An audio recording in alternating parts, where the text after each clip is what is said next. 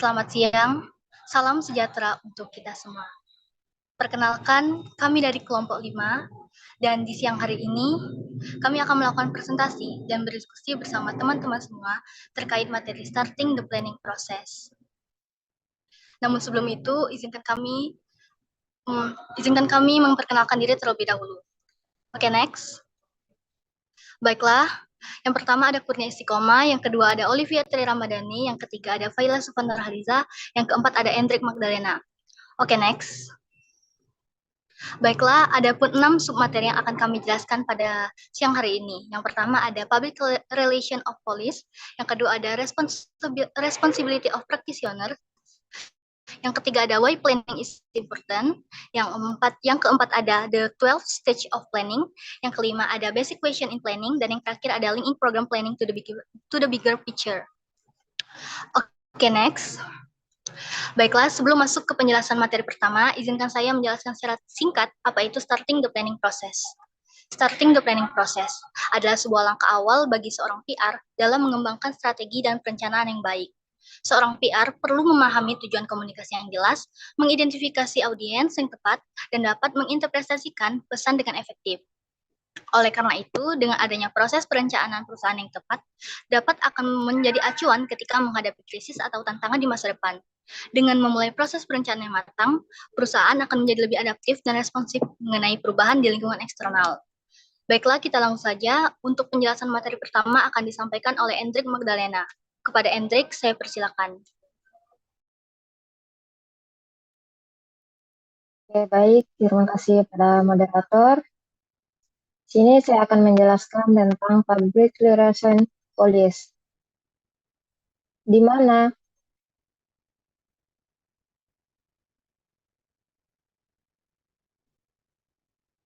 Public Relation Policy yaitu dalam konteks hubungan masyarakat, penetapan kebijakan hubungan antara humas dan perusahaan dilakukan dengan jelas. Kebijakan menjadi suatu kewenangan, tetapi dari aktivitas perusahaan dilakukan dengan aktivitas humas sebagai aturan dasar pelaksanaannya. Kewenangan ini dilakukan dengan tujuan untuk memastikan bahwa setiap individu mampu mengetahui tanggung jawabnya masing-masing, dan juga mempermudah mengetahui siapa yang bertanggung jawab pada kegiatan tersebut. Dalam Public Relation Policy terdapat kebijakan hubungan masyarakat pada perusahaan. Ada 10 kebijakan hubungan masyarakat, yaitu 1. Dengan pers, di mana pertemuan dengan pers kota yang diatur melalui Humas Group harus tetap dijaga secara konsisten, dan pernyataan kepada pers kota hanya dapat dibuat oleh Dewan Umum atau Humas Group. Kedua, publikasi pendapat pada isu politik. Grup ini tidak akan menunjukkan sikap mereka terhadap permasalahan politik yang bersifat sensitif, baik pada tingkat lokal maupun nasional. 3. Komentar publik. Kelompok atau grup tidak akan memberikan komentarnya kepada publik mengenai tindakan anggaran atau legislatif lainnya. 4. Komentar yang berkaitan dan menghindari masa depan. Komentar grup harus berkaitan dengan aktivitas sejarah atau aktivitas terkini, dan sebisa mungkin harus menghindari komentar mengenai aktivitas di masa depan. 5. Pengumuman investasi. Pengumuman mengenai investasi yang dilakukan perusahaan tidak dapat dilakukan sampai proyek disetujui secara resmi oleh Dewan Umum. 6. Perundingan dan pengumuman. Pengumuman mengenai perundingan dan perjanjian kerjasama tidak boleh dilakukan sampai perundingan dilakukan selesai dan dibentuk pengumuman dapat disepakati oleh pihak berkepentingan. 7. Pengelolaan publisitas. Publisitas dilakukan setelah diidentifikasi oleh humas yang telah diberi izin oleh direktur eksekutif. 8. Penasihat umum eksternal. Penasihat humas eksternal harus memastikan batasan peran mereka dengan jelas melalui konsultasi dengan pihak humas. 9. Izin dan konsultasi. Izin dan konsultasi merupakan tindakan yang berbeda dengan aturan yang ada apabila diperlukan. 10. Orientasi dan konsultasi Humas Group. Di tiap bagian perusahaan, baik itu divisi maupun anak perusahaan harus memastikan bahwa Humas Group terlibat dan dikonsultasikan dalam setiap kesempatan yang relevan. Lanjut pada responsibilities of practitioner.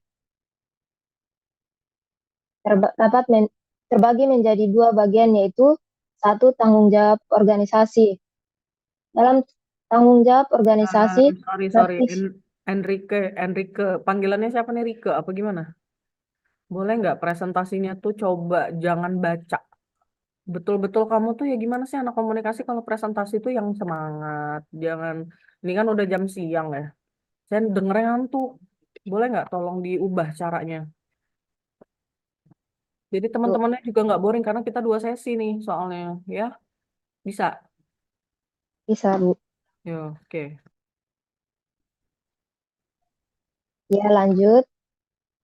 Satu, yaitu tanggung jawab organisasi, di mana tanggung jawab organisasi ini merupakan praktisi humas sebagai anggota organisasi yang memiliki tanggung jawab sebagai organisasional yang setara dengan rekan mereka di lingkungan kerja.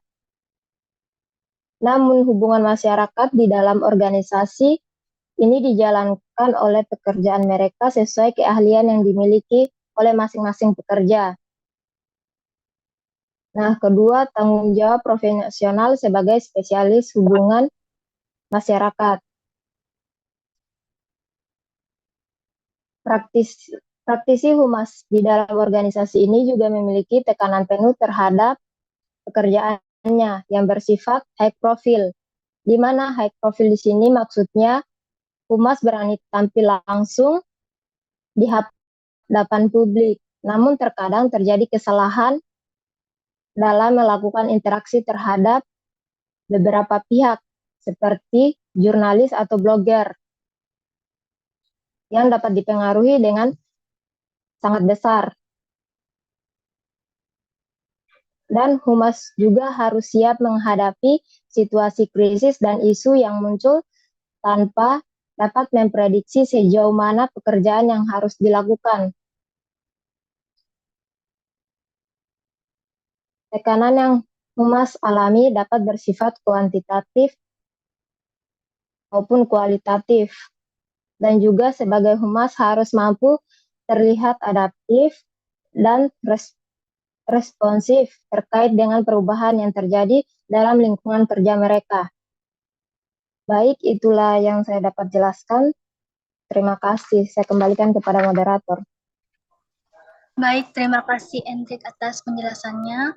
Untuk materi selanjutnya akan disampaikan oleh Kurnia Istiqomah. Kepada Kurnia, saya persilakan. Baik, terima kasih kepada moderator. Selanjutnya saya akan menjelaskan mengenai why planning is important. Jadi, mengapa perencanaan kehumasan itu penting, yaitu ada beberapa alasan. Yang pertama, yaitu memfokuskan upaya. Hal ini artinya perencanaan itu memastikan bahwa tidak ada yang tertinggal, membantu praktisi bekerja secara cerdas daripada berusaha keras, dan juga memungkinkan mereka para praktisi menjadi lebih efisien dan efektif ketika mereka fokus pada apa yang mereka butuhkan. Yang kedua, yaitu meningkatkan efektivitas. Dengan melakukan hal yang benar, maka tujuan yang sudah ditetapkan tadi akan tercapai, sehingga menghemat waktu dan uang. Tujuan yang direncanakan memberi suatu tujuan yang dapat dicapai, rasa berhasil dalam mencapai tujuan, dan tolak ukur yang efektif. 3. Mendorong pandangan jangka panjang. Perencanaan itu perlu meninjau ke masa depan dan memaksa perspektif yang lebih panjang daripada perspektif langsung. Lanjut, yang keempat, membantu menunjukkan nilai pada uang. Artinya, perencanaan menunjukkan pencapaian masa lalu dan menyajikan program-program yang kuat, hemat biaya, berwawasan ke depan, dan realistis akan sangat bermanfaat. Rasio harga kualitas dapat didiskusikan. Lanjut, yaitu yang kelima, meminimalkan kesalahan. Perencanaan yang matang artinya mempertimbangkan berbagai skenario dan memilih skenario yang paling tepat. Kapanpun memungkinkan, potensi permasalahan bisa diidentifikasi dan juga diatasi. Yang keenam, yaitu memadamkan konflik. Perencanaan dalam hal ini membantu para praktisi menghadapi masalah konflik, baik sebelum muncul, jika konflik terjadi, dan sampai menyelesaikan sampai akhir. Yang ketujuh, itu ada yang ketujuh memfasilitasi proaktivitas. Praktisi yang menetapkan agenda bagi mereka sendiri sangatlah penting. Dalam hal ini, tugas seorang PR yaitu merespon tuntutan media atau merespon krisis dengan cepat. Namun juga melibatkan pengambilan keputusan apa yang penting dan tindakan apa yang harus diambil, dan kapan harus dilaksanakan. Baik, next slide. Materi selanjutnya yaitu the 12 stage of planning atau 12 tahapan dari perencanaan. Yang pertama yaitu ada analisis. Analisis ini, perencanaan itu lebih dulu analisis lingkungan, baik itu konteks internal atau eksternal. Itu menganalisis faktor politik, ekonomi, sosial, dan teknologi. Lanjut, menganalisis organisasi, yaitu analisis SWOT, yaitu kekuatan, kelemahan, peluang, dan ancaman. 3, analisis pemangku kepentingan. Pemangku kepentingan ini baik pemangku kepentingan primer, sekunder, tersier, dan pemangku kepentingan utama. Yang kedua yaitu aims atau tujuan. Aims adalah pernyataan luas tentang apa yang ingin dicapai oleh seorang PR atau profesional komunikasi. Sebuah tujuan mencakup aktivitas-aktivitas spesifik dan terukur yang membantu mencapai tujuan yang telah ditetapkan. Yang ketiga, objektif. Objektif atau tujuan ini harus ditetapkan menurut 3 tingkatan. Pertama yaitu kesadaran. Kesadaran ini tujuannya berfokus pada pengetahuan dan informasi. Kedua, sikap atau pendapat. Tujuannya berfokus pada reaksi masyarakat terhadap informasi yang mendorong partisipasi atau mengubah perilaku. Yang ketiga ada perilaku. Tujuannya yaitu untuk mendorong tindakan yang diinginkan. Keempat, stakeholders and publics. Artinya ya ini pemangku kepentingan dan apa yang dikomunikasikan oleh perusahaan, baik itu jumlah dan atau pengaruh serta kekuasaan. 5, konten. Konten membantu menunjukkan efektivitas komunikasi. Konten adalah bagian penting dari proses evaluasi, dan konten merupakan titik kontak antara organisasi dan publiknya dalam hal komunikasi. Yang keenam, ada strategi. Strategi ini panduan atau prinsip panduan di balik campaign menjadi dasar untuk membangun program taktik. Yang ketujuh, ada taktik. Taktik adalah metode yang digunakan untuk melaksanakan strategi. Lalu apa yang akan kita lakukan untuk mencapai tujuan. Taktik ini bisa berbeda tergantung pada sifat campaign dan strateginya. Yang kedelapan, yaitu time scales atau rentang waktu. Untuk semua tugas dalam sebuah proyek dapat dilaksanakan tepat waktu, maka harus memastikan tenggat waktu yang terpenuhi. Dan tentu harus mengidentifikasi tugas-tugas individual yang harus dilakukan agar proyek ini dapat diselesaikan. Yang kesembilan, research. Research ini dibagi lagi menjadi 3. Yang pertama itu ada sumber daya manusia. Itu spesialis hubungan masyarakat dengan keahlian khusus atau gantung pada aktivitas PR. Yang kedua ada biaya operasional atau bahan. Yang ketiga ada peralatan seperti perabot kantor, teknologi seluler, konferensi video, dan lain-lain. Serta campaign hubungan masyarakat membutuhkan sumber daya yang berbeda dan harus direncanakan semua kegiatan sedetail mungkin. Lanjut, yang ke-10 ada monitoring. Monitoring ini memfokuskan pada kegiatan yang sedang dilaksanakan. Monitoring dilakukan dengan cara menggali untuk mendapatkan informasi secara reguler berdasarkan indikator tertentu.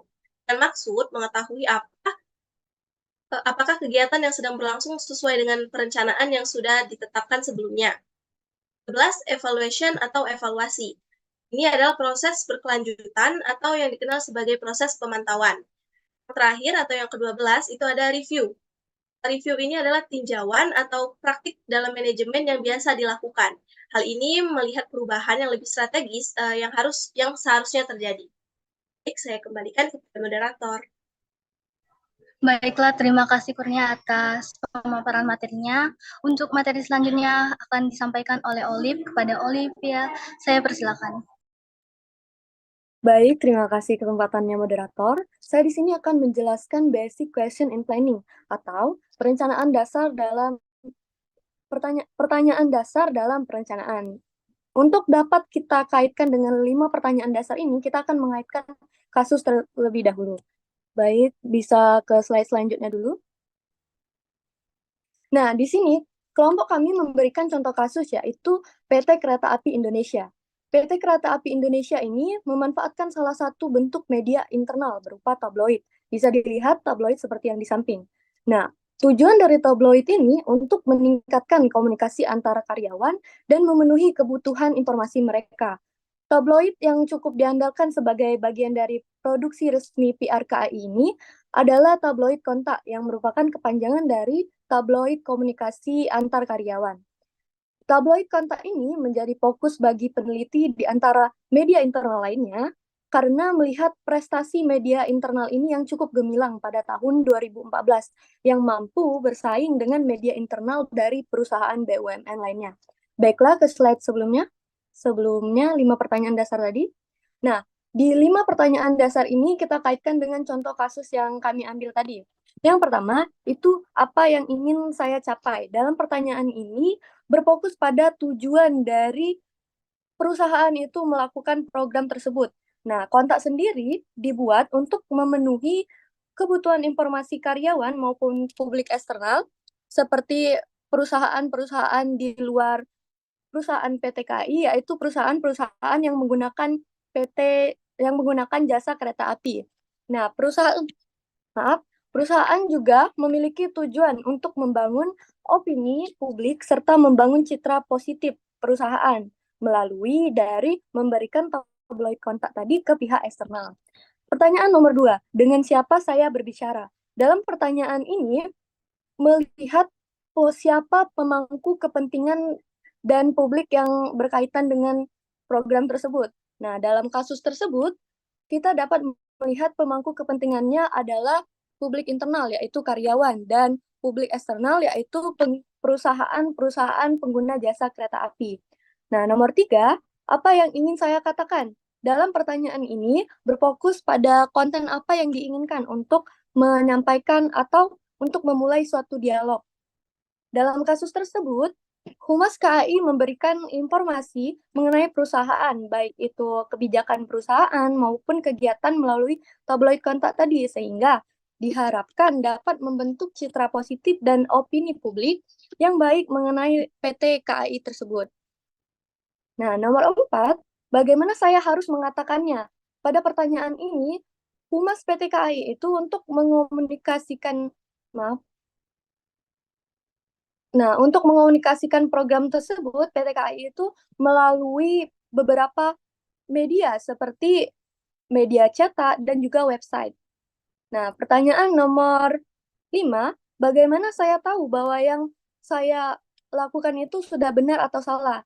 Dalam hal ini, PT KAI itu termasuk evaluasi program, apakah tujuan dari program itu berjalan dengan baik atau belum berjalan dengan baik. Baik, untuk menjawab pertanyaan-pertanyaan di atas, diperlukan 2 persyaratan utama, yaitu yang pertama, informasi. Informasi di sini untuk mencari tahu apakah segala sesuatu yang perlu diketahui tentang tugas yang ada itu sudah diketahui atau belum dengan melakukan penelitian dan analisis yang cermat. Nomor 2 itu adalah strategi. Strategi di sini menggunakan informasi yang telah diketahui tadi untuk mengidentifikasi prinsip-prinsip, panduan, dan tujuan suatu program. Dari kedua syarat tersebut, kita dapat memunculkan program taktis yang dapat dievaluasi ke efektivitasnya. Oke, next slide. Next slide. Zaza. Nah, oke.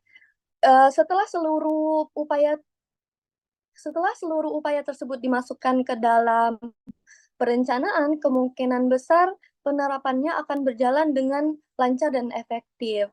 Ada 4 langkah dasar dalam proses manajemen strategi,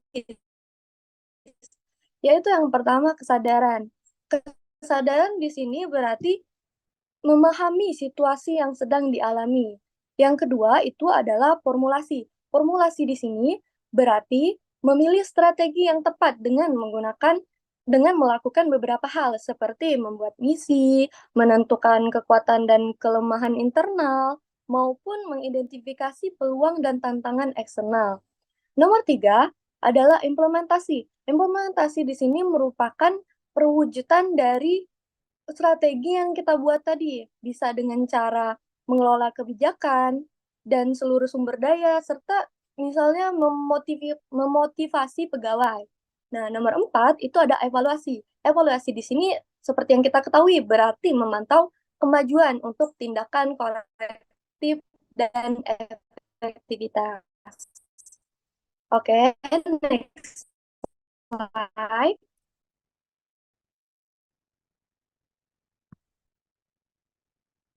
Oke, ke bawah. Next slide, Zaza.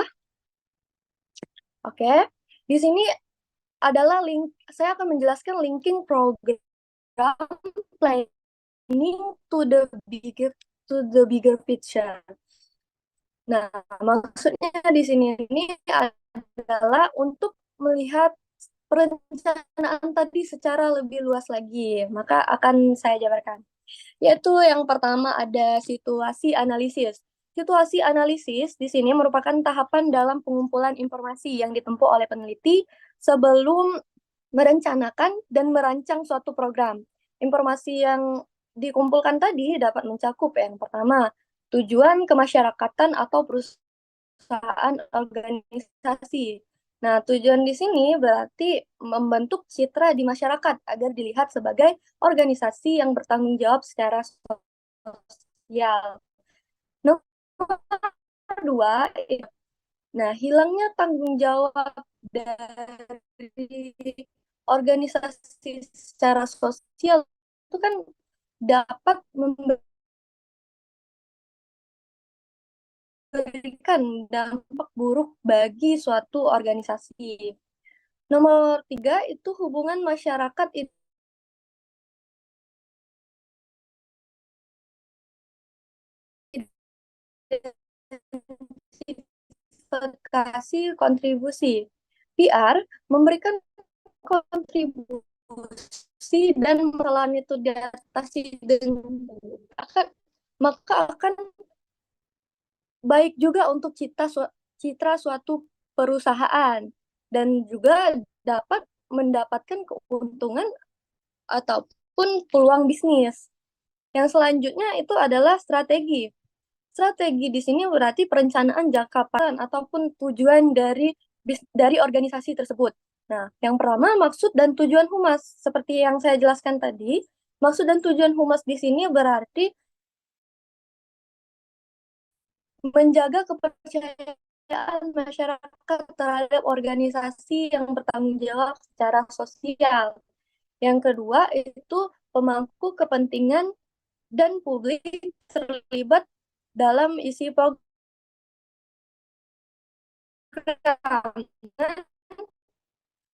memaksimalkan tatap muka serta menghubungi dan memberikan dukungan transisi dengan cara yang dinegosiasikan dengan komunitas lokal. Next. Zaza, next slide. Halo, Zaza? Olip udah di Halo? next slide. Udah di next slide. Apakah suara saya terdengar dengan jelas? Suara Olip putus-putus. Maaf, sinyal saya. Bentar ya. Maaf, sinyal saya. Terima kasih Zaza. Oke, lanjut. Itu ada, oh ya, sebentar ya. Masih putus-putus nggak? Halo? Enggak, belum udah membaik. Coba off cam aja, Liv. Oh, aku izin off cam ya, maaf teman-teman. Maaf Mbak.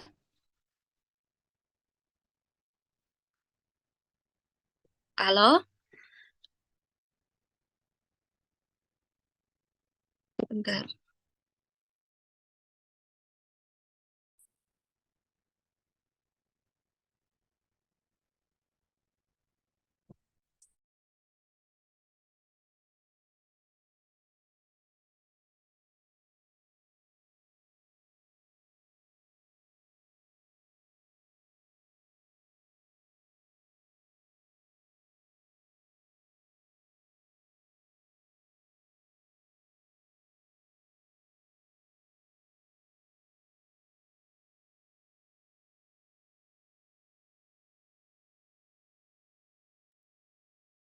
Izin Zaza mungkin bisa dialihkan dulu Zah ke anggota lainnya.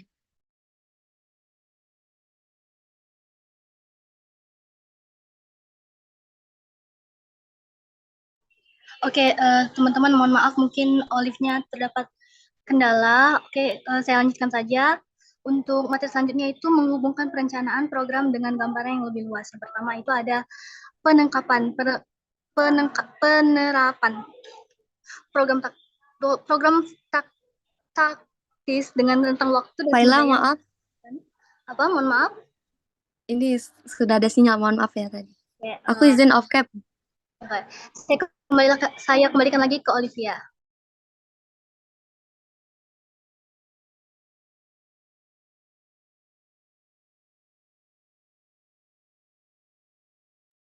Ya, silakan Olive, langsung aja, Liv. Iya, maaf. Oke, mohon maaf teman-teman. Selanjutnya itu adalah penerapan. Penerapan dari strategi yang dibuat itu dapat dilakukan melalui program taktis dengan rentang waktu dan sumber daya yang dialokasikan. Misalnya seperti program rapat karyawan untuk merancang agar perusahaan tadi itu terlibat dengan mitra potensial yang kemudian mereka melakukan tatap muka dengan pembentukan opini, membuka pertemuan, mencari informasi online, dan lain-lain. Selanjutnya itu adalah evaluasi. Evaluasi di sini dilakukan untuk memantau kemajuan dan keberhasilan dalam berkontribusi terhadap resolusi ancaman ataupun realisasi peluang. Nah, perusahaan itu harus rutin untuk memantau tingkat kolaborasi, jumlah proyek transisi, dan lain-lain. Kemudian melakukan evaluasi tadi juga berguna untuk menentukan apakah reputasi sebagai organisasi yang bertanggung jawab secara sosial itu tadi sudah terpengaruh atau belum terpengaruh. Baik, saya kembalikan kepada moderator. Baik, terima kasih Olive atas penjelasannya. Untuk contoh kasus akan dijelaskan oleh saya sendiri. Baiklah, untuk contoh kasus yang kami ambil itu yaitu contoh kasus pada krisis citra Mike terkait iklan Colin Kaepernick. Jadi pada tahun 2018 lalu, Mike mengajak Colin Kaepernick menjadi model iklannya dalam merayakan 30 tahun tagline Just Do It oleh Mike. Iklan tersebut berupa visual Colin dengan headline Believe in something, even it is sacrifice everything. Namun setelah peluncuran iklan ini, Mike dikritik dan dianggap terlalu politikal karena menggunakan Kaepernick sebagai model iklannya. Mengapa demikian? Karena pada saat itu Kaepernick terlibat kontroversi akibat menyindir kasus rasisme dengan melakukan aksi berlutut ketika lagu kebangsaan Amerika Serikat diputar sebagai bentuk protes akibat ketidakadilan rasial, dan juga pada saat itu kasus Islamofobia dan xenofobia sangat meningkat pesat di Amerika Serikat. Oleh karena itu, saat iklan Colin Kaepernick, iklan yang dibintangi Colin Kaepernick tersebut diluncurkan, banyak masyarakat Amerika Serikat melakukan pemboikotan terhadap produk Nike. Saham Nike turun hingga banyak konsumen membakar dari produk Nike. Namun sebenarnya, sebelum kontroversi iklan ini terjadi, Nike itu sudah memperhitungkan strategi yang akan digunakan. Strateginya itu yaitu dengan menyampaikan makna tersirat dari iklan tersebut. Nike yang juga merilis iklan dengan tagline Dream Crazy saat itu menjelaskan bahwa iklan tersebut berisi manifesting terhadap orang-orang untuk memiliki mimpi yang besar dan sulit dipercaya. Pada manifesto itu, Kaepernick ingin menyampaikan bahwa jangan takut untuk memiliki mimpi yang besar dan gila, karena mengejar mimpi yang gila itu bukanlah hal yang hina. Kaepernick yang juga memiliki mimpi untuk memberantas rasisme di dunia juga percaya akan mimpinya tersebut. Intinya pada iklan tersebut, Kaepernick ingin mengajak publik untuk berani memiliki mimpi yang besar dan percaya pada mimpi yang kita punya, sehingga kita akan selalu siap sehingga ketika kita percaya pada mimpi yang kita punya, kita itu akan selalu siap dalam mimpi tersebut. Hubungannya dengan Nike, pada iklan tersebut Nike ingin menyampaikan pada publik bahwa mereka itu juga memiliki mimpi yang sama gilanya dengan semua orang.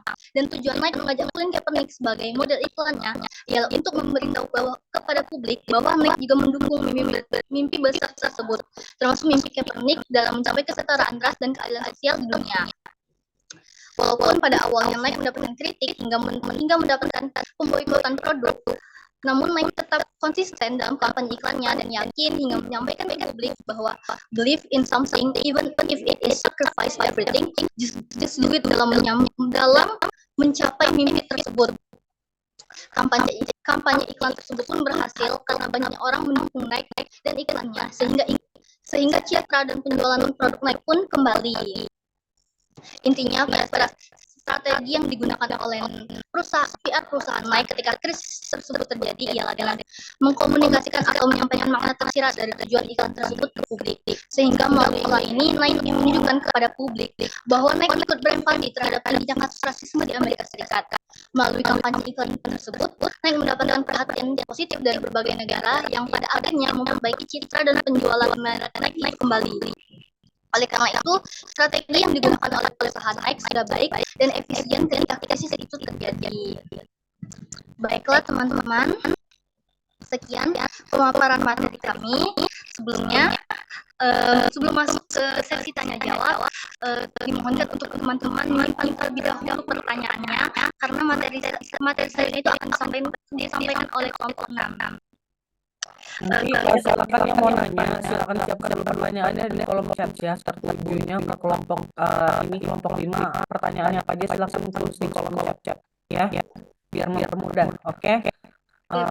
Di closing kita langsung lanjut ke kelompok 6 ya. Mohon maaf ya atas segala ininya keterbatasannya karena minggu depan udah harus UTS. Maaf ya. Baik, terima kasih. Baik, terima kasih teman-teman semua. Sekian pemaparan materi dari kelompok 5. Apabila terdapat salah kata ataupun materi yang kurang jelas dari kami mohon maaf pada Mbak Mita dan teman-teman sekalian, daripada Allah kami mohon ampun. Untuk jawaban materinya akan disampaikan di akhir dan kami lanjutkan ke kelompok 6.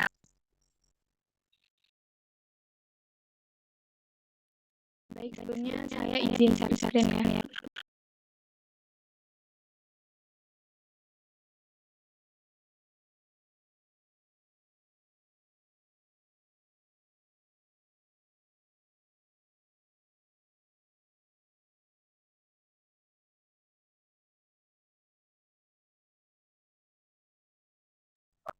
Oke, ini namanya sudah BPD dari kelompok 6 juga sudah siap. Izin Mbak Mita dan juga teman-teman kelompok 6 mulai presentasinya. Assalamualaikum warahmatullahi wabarakatuh. Selamat siang teman-teman, dan juga semoga meskipun kita sudah di siang hari tapi tetap bisa menerima dengan baik ya. Jadi kelompok 6 akan mempresentasikan materi kami mengenai research and analysis. Nah, tentunya di sini saya tidak sendirian. Saya juga bersama dengan 3 teman saya lainnya, ada Syarah Aisyah, Alfani, dan juga Viola Ahsanan kami. Baik, teman-teman langsung saja. Di pembahasan kami, research and analysis kami membagi 8 poin pembahasan. Pertama ada embedding research in the planning process, terus yang kedua first planning step, terus selanjutnya ada analysis the environment, dan selanjutnya ada analysis the organization. Kemudian ada analysis stakeholder, dan juga ada who under the research and research techniques. Kemudian yang terakhir ada investment in the research basis and case point. Jadi untuk embedding research in the planning process, kita harus mengetahui di bawahnya kalau penelitian itu harus kita lihat sebagai informasi bagi seluruh tahapan rencana jika kita ingin memiliki suatu hal. Dan juga kita mengambil dibagi di beberapa bagian. Yang pertama itu ada informasi terlebih dahulu, kemudian ada riset, ada riset, dan juga yang terakhir ada evaluasi riset. Nah, di pembahasan dasar ini kita ada namanya mengenai analisis situasi. Jadi kita harus menganalisis dulu lingkungan seperti apa, kemudian menganalisis organisasi, menganalisis kemampuan kepentingan dan masyarakat, dan kemudian mengidentifikasi masalah atau spesifik yang perlu diatasi. Kemudian selanjutnya di program riset. Di program riset ini kita berpatokan pada strategi. Kita harus mengidentifikasikan maksud tujuannya, terus kemudian kemampuan kepentingan agar publik yang berat, dan selanjutnya identifikasi isi program dan memperjelas strategi dan pendekatan cara keseluruhan. Kemudian pemantauan riset ini ada yang penerapan dengan metode teknis, kemudian ada waktu dan juga sumber daya ya. Dan kemudian yang terakhir itu ada evaluasi. Nah, ini kita akan evaluasi program yang telah lakukan sebelumnya. Dan selanjutnya itu ada jenis-jenis penelitian, penelitian yang dijelaskan oleh Lola. Tidak, saya akan jelas mengenai jenis-jenisnya. Dia ada berapa jenis yang mau kita tahu. Yang pertama yaitu little program. Setiap program di sini berjumlah masing-masing bahan yang diusulkan, dipikirkan dan dimasing-masingkan baik. Lalu yang kedua ada penelitian pemantauan. Penelitian pemantauan di sini dirancang memeriksa apa program jalan-jalan sesuai rencana saat dilaksanakan. Dan yang ketiga ada penelitian formatif. Penelitian formatif dilakukan mengumpulkan dan menampilkan data yang membantu identifikasi permasalahan dan penyelesaian dalam teks waktu dan tiwa-tiwa tertentu. Lalu yang terakhir ada penelitian evaluatif. Penelitian evaluatif ini menentukan apakah program mencapai tujuan atau hasil yang dinyatakan. Selanjutnya yaitu materi dari tentang planning step. Langkah cara pertama dalam perencanaan atau mengelola program masyarakat adalah analisis. Tentunya pertama kita harus menganalisis. Analisis di awal ini sangat penting karena sambil membentuk program baru atau merencanakan sebuah program baru. Analisis situasi merupakan langkah utama. Yang pertama itu kita harus menganalisis lingkungannya, kemudian menganalisis organisasi, kemudian menganalisis kepentingan, dan yang terakhir mengidentifikasi permasalahan spesifik yang perlu ditangani. Nah, jelas-jelas lebih lanjut mengenai analisis tersebut akan dijelaskan oleh rekan saya.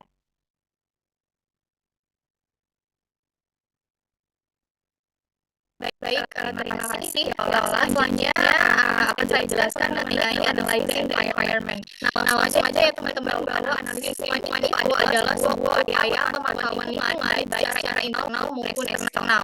Nah, kegiatan ini sangat penting dilakukan untuk mengidentifikasi masalah dalam sebuah organisasi, sehingga suatu organisasi dapat menindaklanjuti suatu permasalahan itu dengan cepat dan tepat. Nah, yang akan saya bahas kali ini itu lebih ke eksternal ya teman-teman, karena internal akan masuk ke ranah analisis organisasi nanti. Nah, untuk ranah eksternal ini itu lebih luas dan lebih bounties.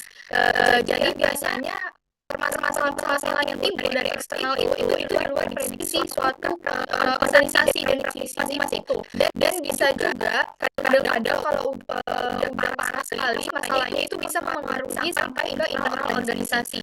Misalnya saja itu globalisasi. Bisa mempengaruhi sampai ke dalam internalnya, misalkan mempengaruhi tingkah laku dari karyawan, biayanya, dan segala hal yang ada di dalam organisasi tersebut. Nah, kemudian permasalahan tersebut itu timbul dari berbagai aspek seperti tindakan pemerintah, organisasi lain, tren dunia, ekonomi, sosial, teknologi, dan ilmu pengetahuan. Nah, hal-hal demikian itu sangat perlu diketahui dan diantisipasi oleh praktisi humas karena dunia eksternal itu sangat besar dan luas gitu. Jadi tidak bisa kita hanya memakai analisis biasa. Biasanya kan kalau di dalam internal itu kita pakai SWOT gitu kan. Nah, tapi untuk analyzing the environment secara eksternal ini kita bisa memakai konsep atau analisis dari dunia bisnis yaitu analisis PES namanya. Sebentar. Oke. Jadi model analisis PES ini pertama kali dikemukakan oleh Agualiar 1967 yang mengidentifikasi pengaruh lingkungan terhadap aktivitas bisnis yang meliputi faktor politik, faktor ekonomi, faktor sosial, dan juga teknologi. Space ini digunakan untuk melihat kebutuhan pasar dan memprediksi situasi masa depan sebuah organisasi perusahaan. Nah, menurut Ward dan Part 2002 itu model analisis space ini dapat diuraikan faktor-faktornya, di mana faktor-faktor ini yang mempengaruhi permasalahan-permasalahan yang masuk ke dalam organisasi itu. Nah, yang pertama itu faktor politik tadi. Faktor politik berhubungan dengan bagaimana pemerintah melakukan intervensi dalam perekonomian. Misalnya faktor-faktor politik memiliki termasuk juga bidang pajak, hukum, pemburuan, hukum lingkungan, perbatasan perdagangan, tarif, dan juga stabilitas politik. Contohnya aja, misalkan tiba-tiba itu ada kebijakan pemerintah yang membatasi impor dari luar negeri. Nah, itu bisa jadi permasalahan eksternal yang akan mempengaruhi perusahaan gitu. Terus yang kedua adalah faktor ekonomi. Faktor ekonomi ini termasuk adalah pertumbuhan ekonomi, nilai tukar yang meningkat, tingkat inflasi, dan juga suku bunga. Contohnya aja misalkan kenaikan nilai tukar dolar dari dolar ke rupiah itu, dolarnya tinggi banget gitu. Jadi sedangkan perusahaan itu harus impor bahan baku dari luar. Jadi itu bisa menjadi sebuah permasalahan gitu bagi perusahaan. Lalu selanjutnya adalah faktor sosial. Faktor sosial ini meliputi aspek budaya, kesadaran kesehatan, tingkat pertumbuhan populasi, distribusi usia, sikap karir, dan penekanan pada keselamatan. Misalnya, seperti McDonald ya, kemarin itu McDonald tuh sebelumnya hanya memfokuskan perusahaan mereka ke makanan yang berbahan kentang gitu dan juga burger ya. Nah, kemudian setelah adanya preferensi dari masyarakat, mereka itu butuh makanan yang lebih sehat. Jadi McDonald itu bikin inovasi gitu. Kemudian mereka bikin salad, ada kan salad media. Nah, gitu. Terus terakhir itu faktor teknologi. Faktor teknologi meliputi aspek teknologi itu sendiri seperti aktivitas R&D, otomatisasi, insentif teknologi, dan laju perubahan teknologi. Misalnya masalah kemasan atau ilustrasi yang semakin kesini tuh semakin harus estetik gitu, harus bagus. Dan contohnya lagi misalkan kayak Nokia, kan awalnya Nokia itu ada tombol-tombolnya gitu. Nah, akhirnya tergerus dengan zaman, mereka nggak bisa lagi tuh kayak gitu. Mereka harus berinovasi yang lebih lagi untuk pakai layar full gitu, nggak ada tombol-tombolnya lagi. Nah, kemudian seiring berjalannya waktu, akibat perkembangan teknologi ini, para ahli itu mengidentifikasi bahwa ada satu faktor tambahan, yaitu faktor informasi. Jadi, analisis space ini bisa menjadi analisis epistle karena ditambah dengan faktor informasinya. Karena faktor informasi ini berfokus juga dan berorientasi juga pada aspek lingkungan dan juga peraturan yang lebih luas lagi. Nah, adapun tujuan dari melakukan analisis space ini sejalan dengan fungsinya, yaitu mengidentifikasi pendorong utama yang akan berdampak pada organisasi. Nah, dengan menggunakan analisis space ini, teman-teman, sebuah organisasi bisa mengidentifikasi isu-isu eksternal. Beberapa perusahaan besar melakukan penelitian atau analisis secara rutin. Dan banyak sekali perusahaan pemantau yang mereka tuh buka jasa untuk memantau media. Kemudian, perusahaan yang baik itu adalah perusahaan yang selalu berupaya untuk memanajemen isu mereka dengan baik, karena permasalahan-permasalahan kecil pun itu bisa jadi krisis bagi suatu perusahaan. Nah, manajemen isu ini bekerja dengan dua cara, yaitu mengidentifikasi isu-isu yang tidak dapat dikendalikan oleh organisasi atau mengambil posisi sesuai dengan pandangan publik. Karena seperti yang kita tahu bahwa kalau organisasi itu menyimpang dari pandangan publik, itu bisa aja mengalami krisis gitu loh, karena kalau presensi publik itu udah buruk, misalkan kayak Starbucks itu mereka pro Israel kan, nah itu berarti menyeberang dari pandangan publik yang mayoritasnya mendukung Palestina. Jadi itu bisa jadi sebuah permasalahan yang kalau tidak ditanggulangi dengan baik bisa menjadi krisis. Nah, sebuah perusahaan juga harus bekerja sama dengan pihak lain untuk memaksimalkan kinerja perusahaannya. Baiklah, selanjutnya akan dilanjutkan oleh rekan saya. Silakan. Baik, boleh di slide selanjutnya.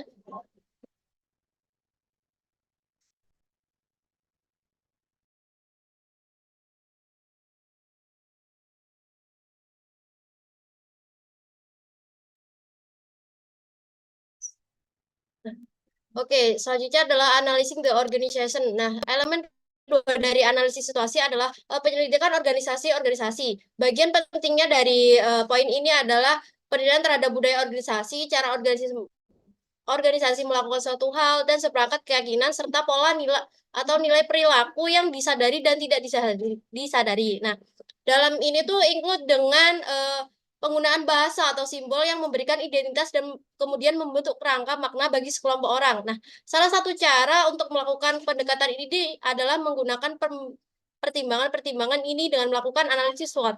Nah, analisis SWOT sendiri ini nantinya bertujuan untuk mengidentifikasi yang kemudian memprioritaskan permasalahan utama yang akan dihadapi organisasi untuk merancang program hubungan masyarakat yang akan mengatasi permasalahan tersebut.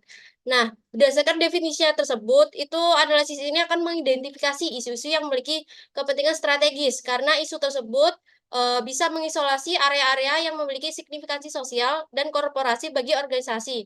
Nah, dengan menangani bidang-bidang tersebut, kemudian fungsi humas akan mampu menunjukkan kontribusinya terhadap efektivitas organisasi.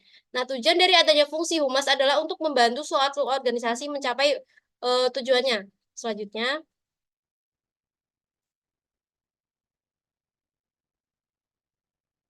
nah, ini adalah analisis SWOT. Kemudian yang pertama adalah strength atau kekuatan. Nah, kekuatan ini berasal dari internal yang dimiliki oleh perusahaan itu sendiri. Yang pertama adalah perusahaan tersebut memiliki finansial yang kuat, terus tingkat inovatif yang tinggi, memiliki sistem kepemimpinan yang baik, dan kemudian reputasi yang dimiliki itu juga baik.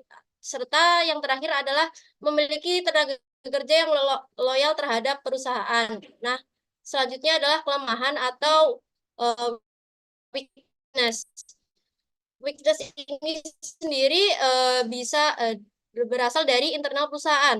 Yang pertama itu konservatif dalam berinvestasi. Di sini konservatif di sini tuh perusahaan ketika berinvestasi itu tidak akan mengambil risiko yang tinggi, walaupun nanti hasil yang dihasilkan juga akan tinggi ketika mereka berani mengambil risiko. Jadi dapat disimpulkan bahwa konservatif dalam investasi ini perusahaan melakukan investasi hanya dalam batas yang aman saja. Mereka tidak akan mengambil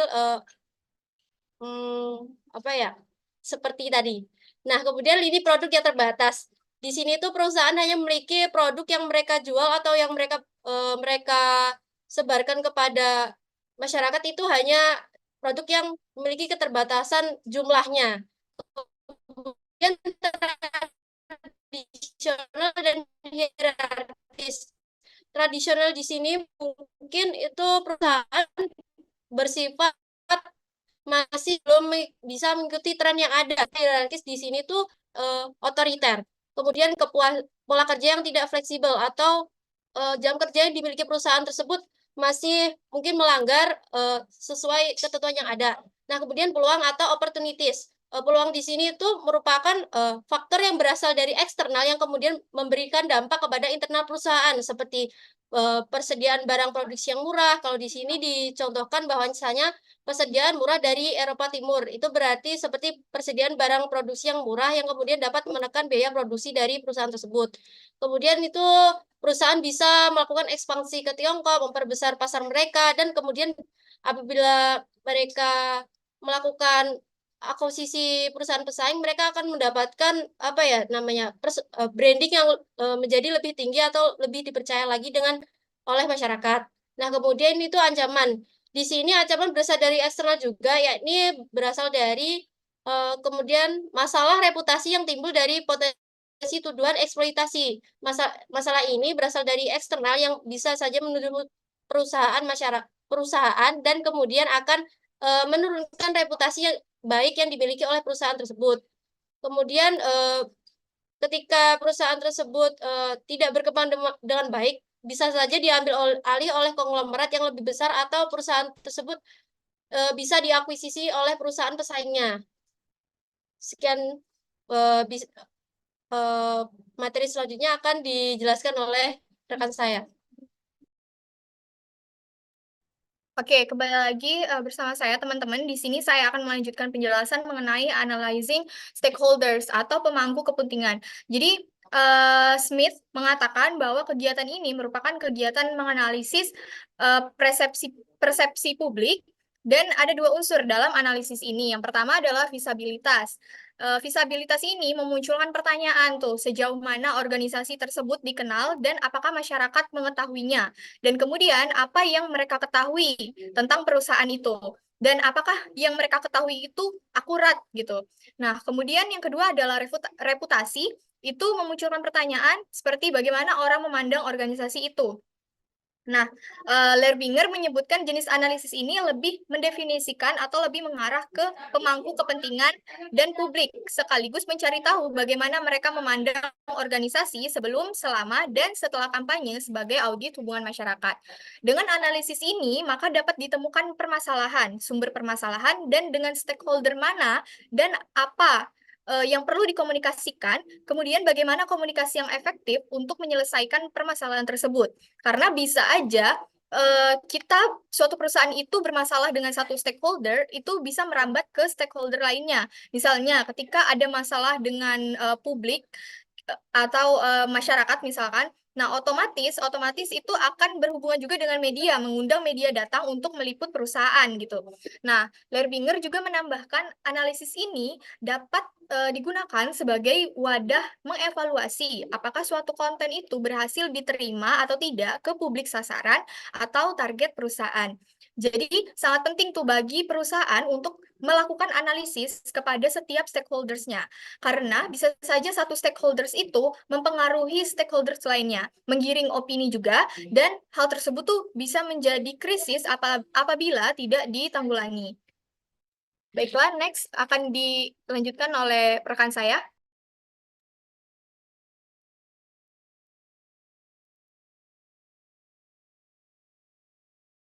Oke, selanjutnya saya akan menjelaskan who should undertake the research. Siapa sih yang harus melakukan penelitian di suatu perusahaan atau organisasi? Nah, biasanya tuh di beberapa perusahaan atau organisasi itu mereka memiliki konsultan atau peneliti pribadi mereka sendiri, teman-teman. Bagi perusahaan yang tidak ada konsultan atau peneliti pribadi, biasanya mereka menggunakan peneliti dari luar atau dari eksternal. Nah, keuntungan menggunakan peneliti internal ini adalah mereka sangat paham mengenai hal yang dilakukan dan hanya memerlukan sedikit pengarahan saja, kecuali mengenai masalah penelitian yang spesifik. Namun sisi negatifnya, mereka mungkin terlihat kurang objektif dibandingkan dengan peneliti eksternal. Peneliti eksternal dapat menawarkan keterampilan dalam penelitian khusus bidang termasuk komunikasi. Sehingga sangat mungkin bagi perusahaan atau organisasi untuk menggabungkan antara peneliti internal dan peneliti eksternal. Hal ini sangat efektif untuk menjalankan program atau kampanye berbasis riset perusahaan, agar bisa menghasilkan analisis yang baik untuk perusahaan. Terima kasih, saya lanjutkan kepada rekan saya.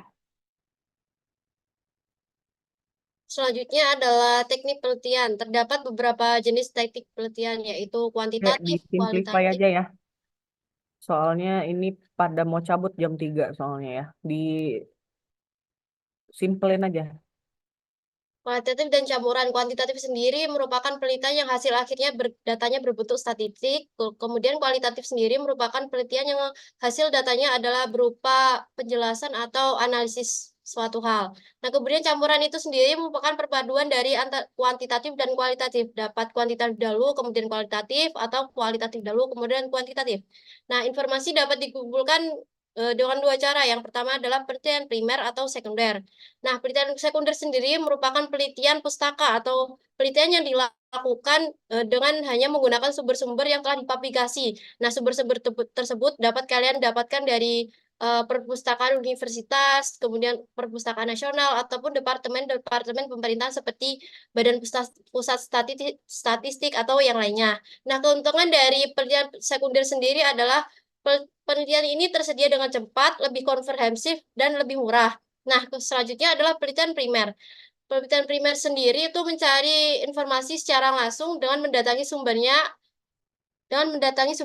Nah, kemudian terbukti melakukan wawancara secara langsung, menyebarkan kuesioner, melakukan wawancara melalui telepon, melakukan forum group discussion, melalui grup internet yang awalnya kalian membuat kuesioner lalu disebarkan di grup internet tersebut, kemudian melakukan observasi, penelitian tidak resmi, penelitian yang dilakukan di luar jam-jam atau perizinan yang telah disetujui, seperti kalian ketika ngobrol, secara tidak sengaja kalian mendapatkan bahan-bahan untuk penelitian. Nah, kemudian riset media, audit komunikasi, dan menafsirkan temuan. Selanjutnya akan dijelaskan oleh teman saya.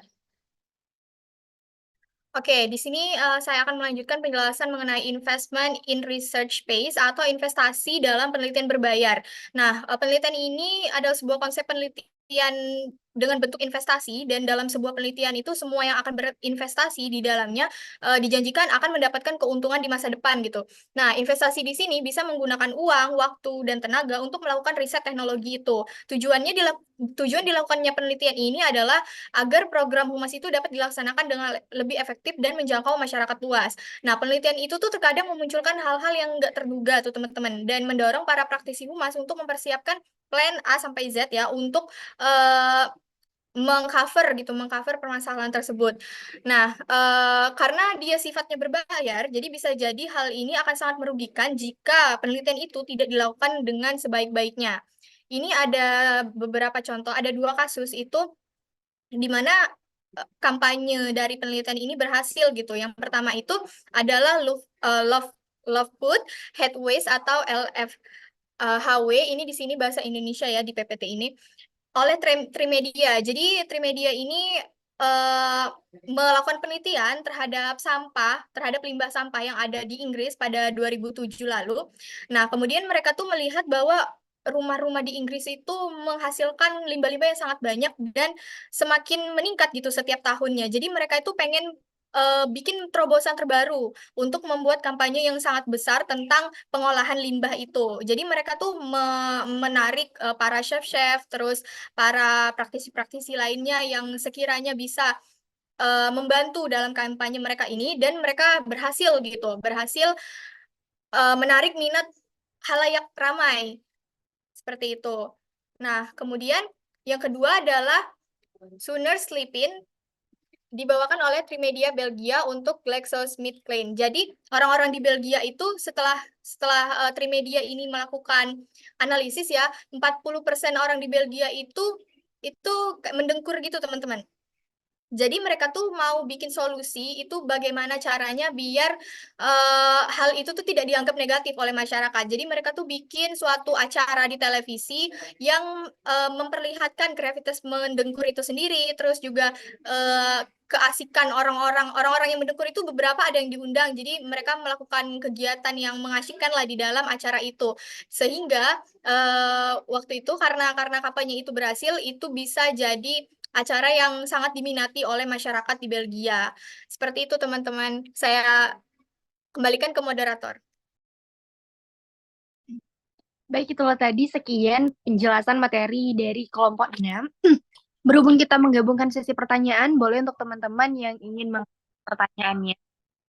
Ini juga sudah ada beberapa pertanyaan sih di kolom chat. Izin Mbak Miftah, ini boleh kita langsung jawab pertanyaannya atau bagaimana Mbak? Yang udah siap ya boleh langsung aja. Nggak apa-apa. Habis ini aku mau kasih tahu ini apa project UTS buat minggu depan. Langsung aja. Tapi tolong notulensinya jangan lupa ya buat di ini ya. Siapa yang nanya? Bukan, kemarin tuh.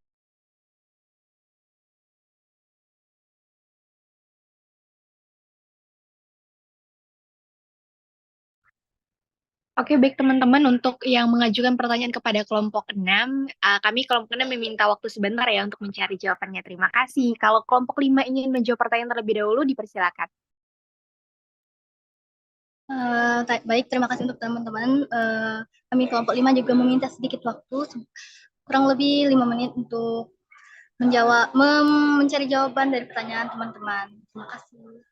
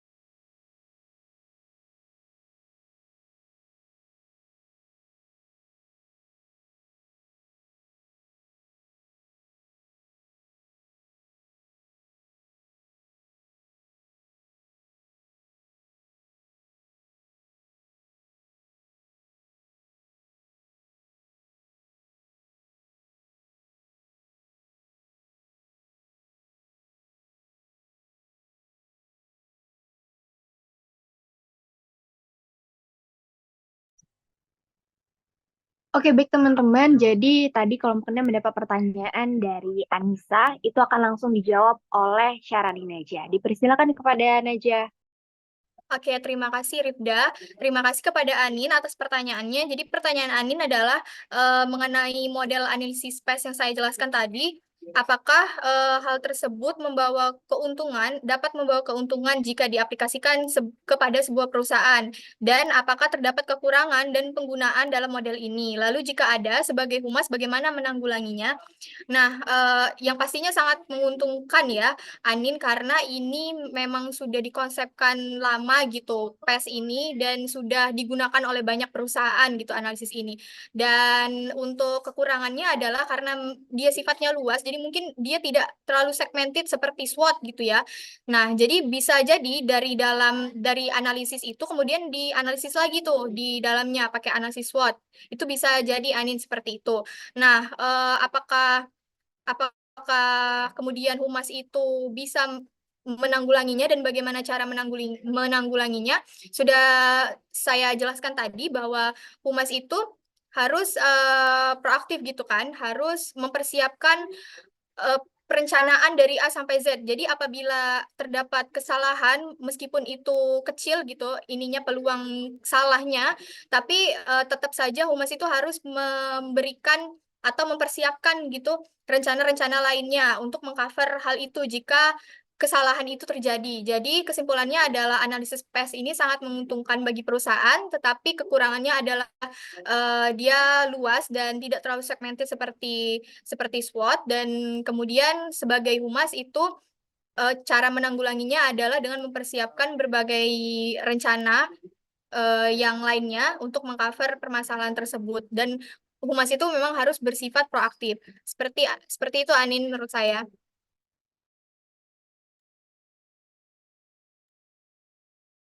Jawaban.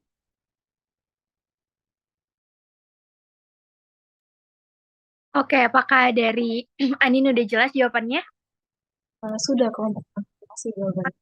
Terima kasih.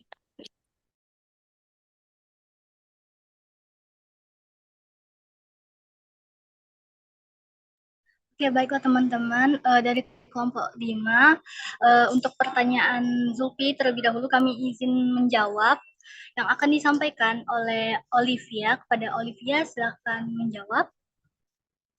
Baik, terima kasih moderator. Pertanyaan Zulfi tadi kan menanyakan apa berikan contoh perbedaan dari strategi dan taktik kan. Nah, saya izin menjawab. Menurut kelompok kami, strategi itu adalah perencanaan yang akan mengarahkan kita tadi dalam mencapai suatu tujuan atau mengidentifikasi tujuan dari suatu program tadi. Nah, kalau taktis itu lebih ke tindakan yang dilakukan untuk mencapai tujuan yang sudah diidentifikasi tadi. Misalnya, seperti dalam tim pemasaran digital itu mereka membuat strategi untuk meningkatkan pendaftaran uji coba sebesar 30%. Nah, taktik yang dapat dilakukan itu dapat dengan cara menawarkan e-book gratis untuk setiap penawaran pendaftaran uji coba tadi, ataupun mempromosikan pendaftaran uji coba tadi melalui pemasaran di media sosial. Seperti itu. Apakah sudah jelas, Zulfi?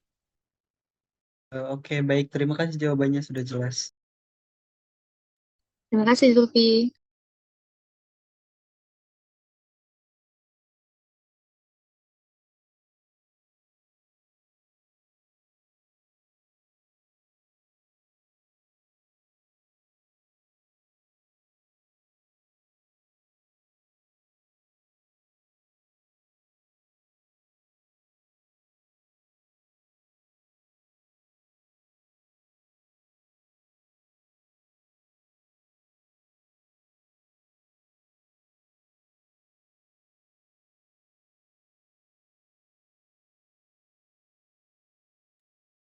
Oke, baik. Jadi kami dari kelompok 6 menjawab lagi pertanyaan dari Erviana tadi. Dari kami itu tentunya pasti ada faktor kepentingan perusahaan yang dapat mempengaruhi interpretasi seorang PR dalam proses research and analysis ini.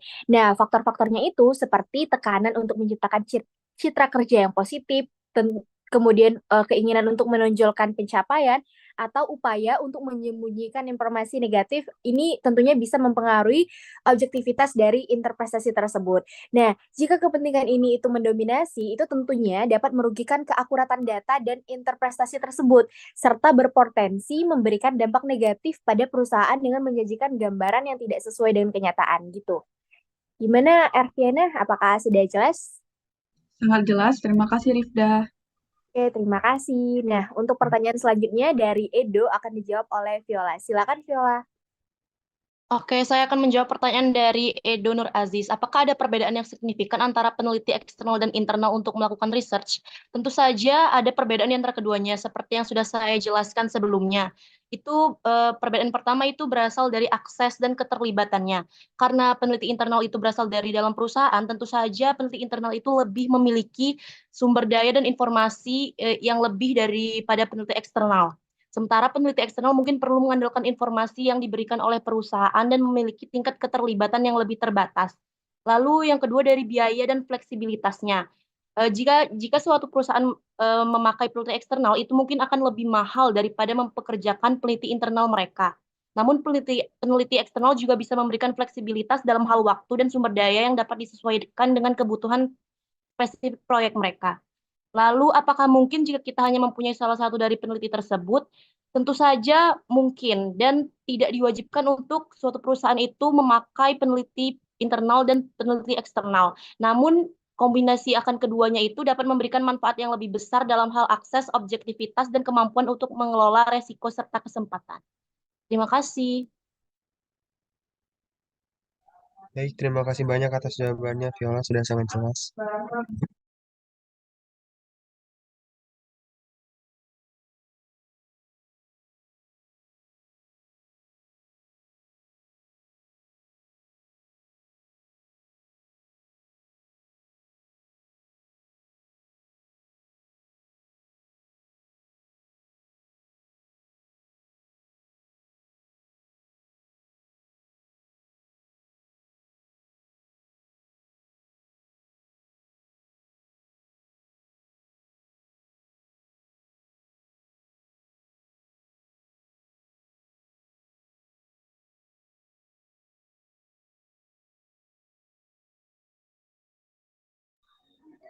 Baiklah, dari kelompok 5 izin menjawab pertanyaan dari Al-Huda. Kepada Kurnia Istiqomah saya persilakan. Baik, saya akan menjawab pertanyaan dari Al-Huda. Pertanyaannya tadi itu, bagaimana jika planning yang telah dibuat oleh seorang PR malah terjadi hal-hal di luar dugaan dan merupakan hal yang tidak diinginkan? Dan jika itu telah terjadi, apakah sebagai humas dapat membuat plan secara cepat dan langsung? Jika iya, apakah planning ini memerlukan tahapan 12 stage of planning atau justru tidak perlu melakukan keseluruhannya? Jawabannya yaitu jika terjadi hal-hal di luar dugaan atau kejadian yang tidak diinginkan yang mempengaruhi rencana yang telah dibuat oleh seorang PR, tentu penting bagi PR untuk merespon dengan cepat dan fleksibilitas. Meskipun planning yang telah dibuat dapat menjadi landasan, namun seringkali perlu dilakukan penyesuaian atau perubahan strategi dalam menghadapi situasi yang tidak terduga tadi. Nah, dalam situasi seperti itu, Mas perlu melakukan evaluasi cepat terhadap situasi, mengidentifikasi dampaknya terhadap tujuan yang ingin dicapai, dan merencanakan tindakan yang sesuai untuk mengatasi masalah tersebut. Untuk dalam pertanyaan Al-Huda tadi, tidak perlu melakukan ke-12 tahapan tadi, namun ada beberapa yang mungkin harus dilakukan seperti analisis penetapan tujuan, pengembangan strategi, implementasi, dan evaluasi. Seperti itu, apakah bisa dimengerti, Al-Huda? Oke, baik. Terima kasih atas jawabannya Kurnia dan juga kelompok 5. Sangat jelas. Oke, terima kasih.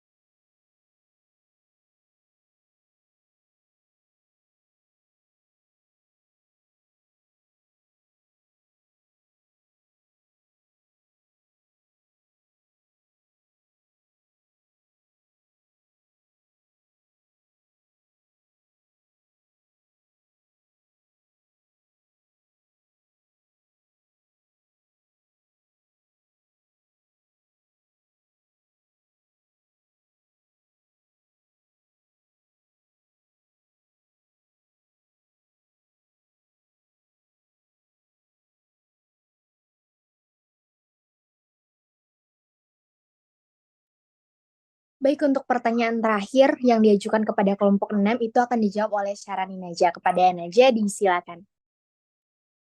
Oke, saya izin menjawab. Tadi pertanyaannya, tadi sudah dijelaskan mengenai analisis PES untuk mengidentifikasi permasalahan eksternal. Di PPT ada versi terbaru mengenai epistle dengan menambahkan faktor informasi. Kita tahu bahwa krisis kan juga ada yang internal dan penanganannya lebih kompleks. Adakah analisis yang digunakan seperti PES untuk mengidentifikasi isu internal dan jelaskan contohnya?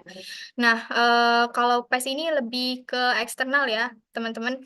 Kalau internal itu nanti dia ke SWOT gitu, tapi bisa aja dari menurut saya dari PES ini kemudian dianalisis lagi di SWOT gitu. Nah, terus kemudian contohnya itu misalkan kayak masalah globalisasi ya. Nah, misalkan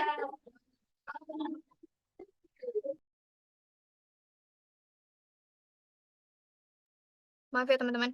Nah, contohnya itu misalkan dari globalisasi, misalkan ada tren terbaru gitu yang mempengaruhi perusahaan dan mempengaruhi sampai ke tingkah laku karyawannya. Nah, itu tuh kan harus dianalisis menggunakan internal ya. Harus dilihat bagaimana karyawan itu harus merubah sikapnya gitu untuk menanggulangi hal tersebut agar tidak terjadi krisis. Jadi apakah ada analisis yang digunakan seperti PES ini untuk mengidentifikasi isu internal? Sudah dijelaskan tadi di analisis organisasi bahwa biasanya digunakan analisis SWOT untuk internal ini, gitu. Ya, baik. Terima kasih, Syarani Najah. Terima kasih, Diva. Oke, baik. Izin Mbak Miftah untuk pertanyaan yang diajukan kepada kelompok 6 itu sudah selesai kami jawab semua. Kalau Mbak Miftah ada tambahan atau dari jawaban kami ada yang kurang, boleh Mbak untuk ditambahkan.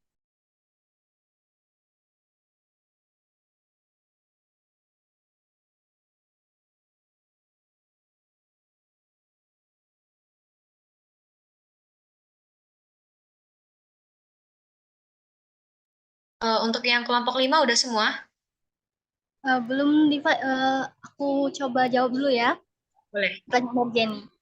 Oke, inti dari pertanyaan dari Jenny itu kan solusi menurut kelompok kami kan terkait kasus dari Nike yang terkait iklan Kulin Kaepernick tadi.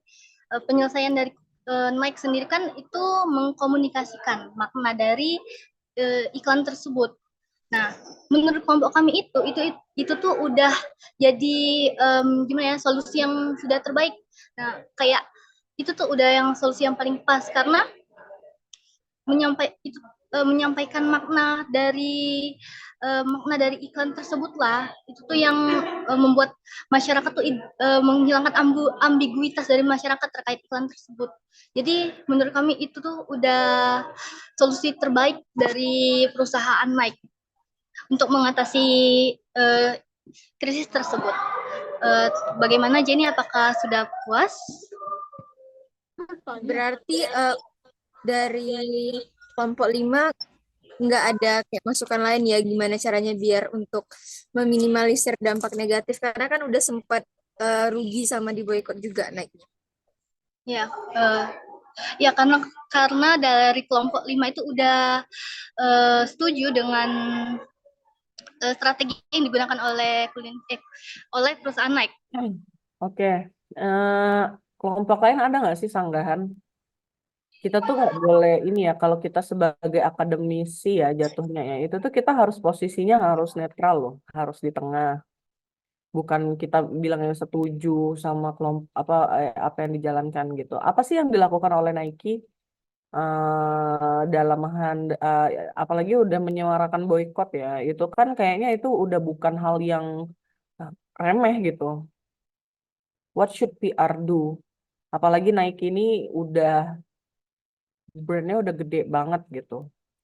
Sebenarnya di komunikasi corporate nih saya tuh mau bahas krisis gitu, cuman nanti karena waktunya udah hari ini rapat jadi nggak sempet lagi gitu. Nah, coba cari ini deh, coba berpikir kreatif menurut Anda tuh seperti apa gitu. gitu ya. Oke. Ada nggak kelompok lain yang ini?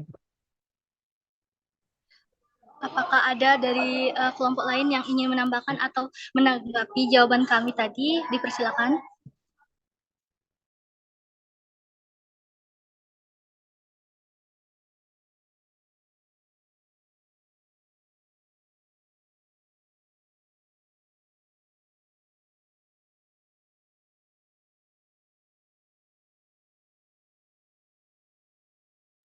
Sebelumnya boleh Faila dijelaskan kembali, boleh nggak yang masalah PR Nike itu? Mungkin karena kelewat-lewat ya tadi itu agak nggak mendengar gitu loh. Oke, simpelnya aja ya. Jadi Nike itu kan ingin merayakan tagline dari Just Do It.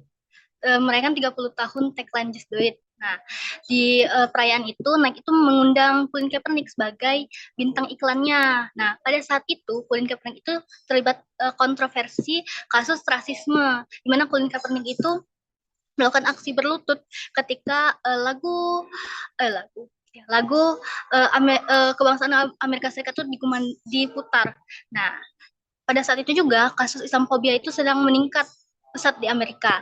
Jadi banyak masyarakat Amerika Serikat itu merasa Colin Kaepernick ini terlalu politikal dan gimana ya? Karena di Amerika itu tuh kasus rasisme tuh agak sensitif. Jadi Colin Kaepernick ini dianggap terlalu kontroversial lah membahas kasus rasisme ini. Nah, karena itulah Nike ini mengalami pemboikotan karena banyak masyarakat tuh tidak setuju dengan aksi yang dilakukan Colin Kaepernick. Nah, pada saat itu juga Nike itu menyampaikan makna ketika kasus itu terjadi, Nike itu menyampaikan nih makna yang sudah makna yang makna dari iklan tersebut. Nah, yang makna itu tuh yang berupa tuh kalau Nike itu ingin menunjukkan bahwa publik bahwa Nike itu tuh berempati juga pada tingginya kasus rasisme di Amerika Serikat. Nah, ya kayak gitu simpelnya tuh. Ya, gimana Dipa? Apakah sudah dipahami? Iya, Faila.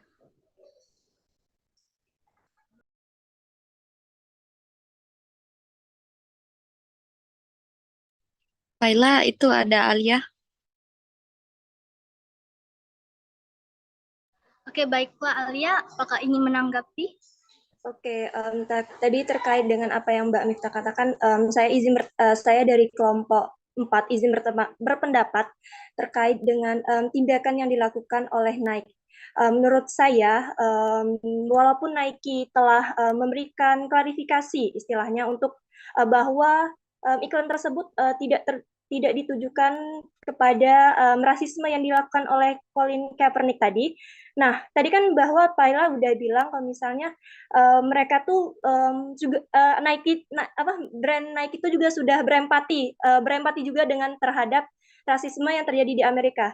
Nah, menurut saya seharusnya Nike sendiri seharusnya menunjukkan sikap empati mereka terhadap rasisme. Jadi tadi kan sudah ada pemboikotan oleh warga dari masyarakat dengan produk-produk mereka.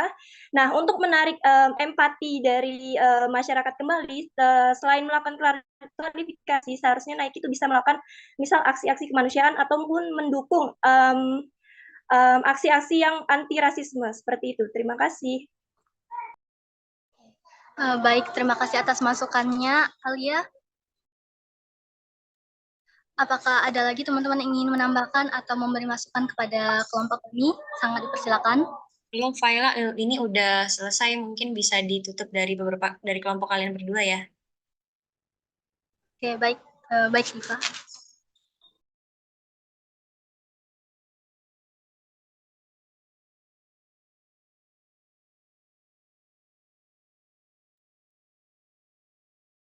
Ya mungkin silakan di closing ya, Fai, dengan kesimpulannya dikit mungkin.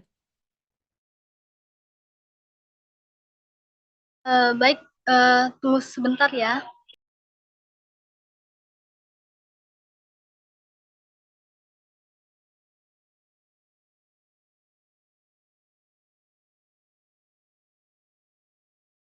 Baiklah, untuk kesimpulan dari kelompok 5, jadi kesimpulannya tuh perencanaan strategis bagi seorang PR merupakan faktor yang sangat penting untuk memastikan komunikasi yang jelas dan efektif dan juga responsif. Melalui materi ini, kita akan belajar bagaimana tanggung jawab seorang humas dalam merencanakan tahapan-tahapan sebelum melakukan kegiatan langsung di lapangannya. Peran PR dalam mengelola informasi dan komunikasi untuk membangun citra dan reputasi positif bagi sebuah organisasi dan membangun hubungan kerjasama yang baik dengan para pemangku PR, pemangku kepentingan juga diperlukan dalam perencanaan atau strategi yang dalam melakukan perencanaan dan strategi yang seharusnya dilakukan oleh perusahaan. Baik, terima kasih. Itu saja kesimpulan dari kelompok kami. Saya lanjutkan ke kelompok 6.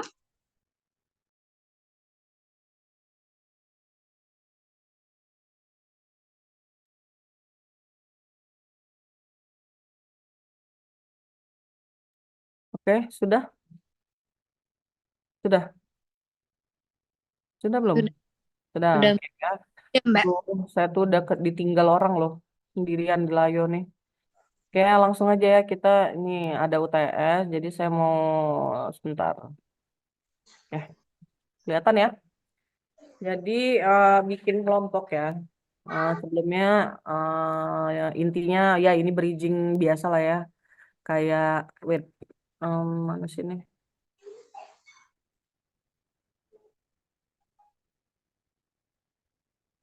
Oke, bahwa di sini adalah kita belajar tentang manajemen humas ya, artinya ini berkaitan dengan perencanaan sebuah program dari public relations gitu.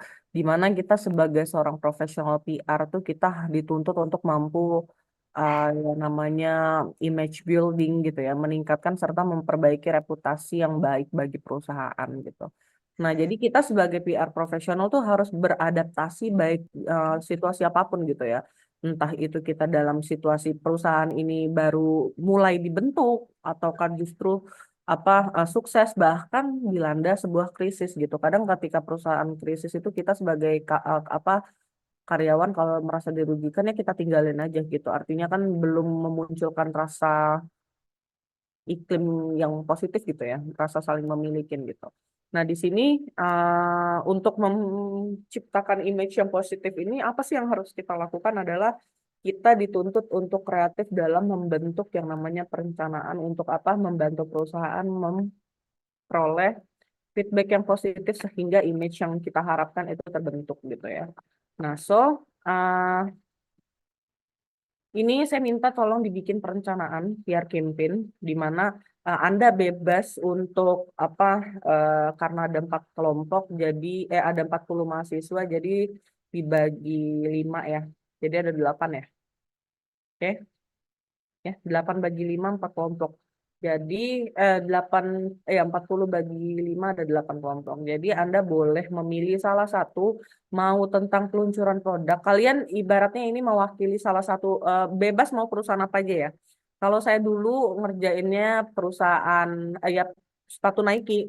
Jadi dia ngeluncurin jenis sepatu running waktu itu dibikin projectnya.